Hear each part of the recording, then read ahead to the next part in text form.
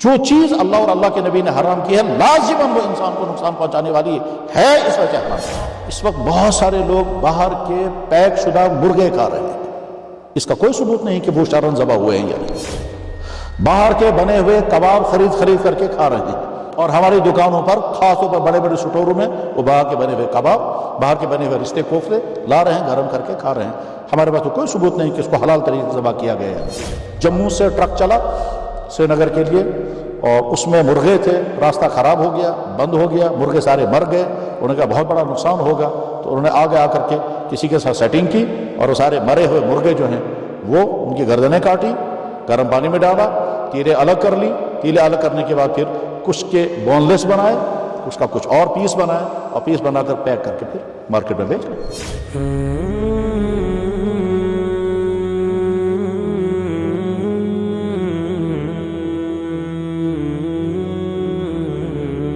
آج کے بے شمار لوگ وہ چیزیں کھا رہے ہیں جو چیزیں یا تو حرام ہیں لیکن سمجھتے نہیں ہیں یہ حرام، یا حرام اگرچہ نہیں ہے مگر مشکوک ضرور ہے، اور اگر مشکوک بھی نہیں ہے تو بے فائدہ ہے۔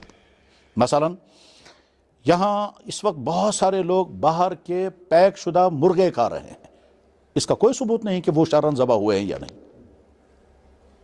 باہر کے بنے ہوئے کباب خرید کر کے کھا رہے ہیں، اور ہماری دکانوں پر خاص طور پر بڑے بڑے سٹوروں میں وہ باہر کے بنے ہوئے کباب، باہر کے بنے ہوئے رشتے کوفتے لا رہے ہیں، گرم کر کے کھا رہے ہیں۔ ہمارے پاس تو کوئی ثبوت نہیں کہ اس کو حلال طریقے سے ذبح کیا گیا یا نہیں، وہ کھا رہے ہیں لوگ۔ یہاں کے بہت سارے بڑے بڑے ہوٹلوں میں باہر کی پولٹری ذبح کی ہوئی، پیک کی ہوئی آتی ہے۔ یہ تو یہیں کا مسئلہ نہیں ہے، تو دنیا کے بڑے بڑے ملکوں کا مسئلہ، یہاں تک کہ خود عرب ممالک کا مسئلہ بھی ہے۔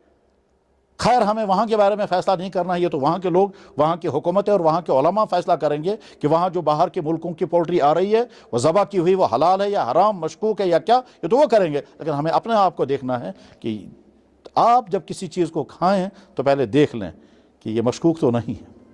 ہو سکتا ہے بہت سارے ہٹوں پر جا کر کے، جن ہٹوں پر جا کر کے آپ ٹیسٹ فل غذائیں کھا رہے ہیں، ان ہٹوں پہ جا کر پیزا ہٹ اور کیا کیا ہٹ ہوتی ہیں، ان پہ جا کر کے جب آپ وہاں وہ چیزیں کھائیں گے، ہو سکتا ہے وہاں وہ جو پیتھیاں آپ کھا رہے ہیں اس پیتھی کے اندر جو گوشت ہے وہ نہیں معلوم کیسا ہے۔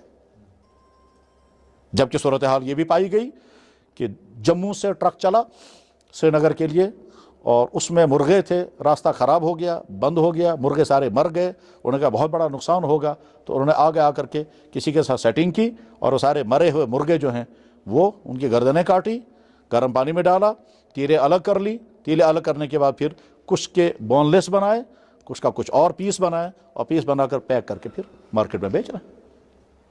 جو تو یہاں کا، تو باہر کے جو مرغے آ رہے ہیں اس کا کوئی ثبوت نہیں کہ وہ شرعی طور پر ذبح ہوئے ہیں یا نہیں۔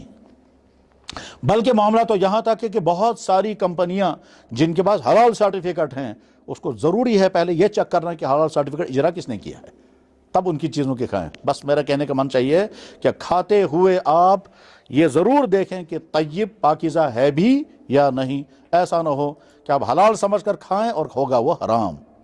جہاں کے بہت سارے بڑے ہوٹلوں میں، جن بڑے ہوٹلوں میں بہت ساری پولٹری چاہیے، وہ ہمارے دکان والے کے پاس کہتا ہے صبح کو روزانہ 200 مرغے، وہ کہتا ہے میں نہیں دے سکتا، 200 مرغے کہاں میں ذبح کروں گا۔ وہ پھر آرڈر کرتے ہیں باہر، اور باہر سے وہ مرغے ذبح کیے ہوئے پیک کیے ہوئے آتے ہیں اور ہوٹل میں کھا رہے ہیں۔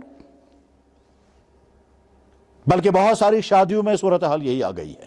تو شادیوں میں، فنکشنوں میں، بڑے ہوٹلوں میں، ہٹوں میں جو بھی پولٹری آ رہی ہے وہ شک کے دائرے میں ہے، یا حرام ہے یا مشکوک ہے، تو اس سے اپنے آپ کو بچائیں۔ اور اسی سے جڑی ہوئی وہ چیز بھی ہے کہ جس میں صرف ٹیسٹ تو ہے، فائدہ کچھ نہیں۔ تو انسان صرف ٹیسٹ والا جانور نہیں۔ آج کی بے شمار بیماریاں صرف اس وجہ سے ہیں کہ ہماری غذائیں صرف ٹیسٹ کی حد تک ہے، بس ذائقہ مزیدار ہونا چاہیے، بعد میں ہماری صحت کے لیے مضر ہیں یا مفید اس کو دیکھتے ہی نہیں۔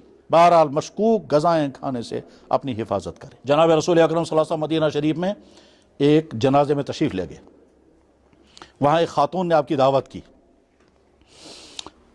حضور نے قبول فرما لی۔ اس خاتون نے پڑوسی خاتون سے کہا کہ بکری دے دو، حضور تشریف لا رہے ہیں۔ اس نے کہا خامند یہاں نہیں ہے۔ انہوں نے کہا خامند سے بعد میں پوچھ لینا۔ بکری لی، ذبح کی اور تیار کر کے حضور کے سامنے۔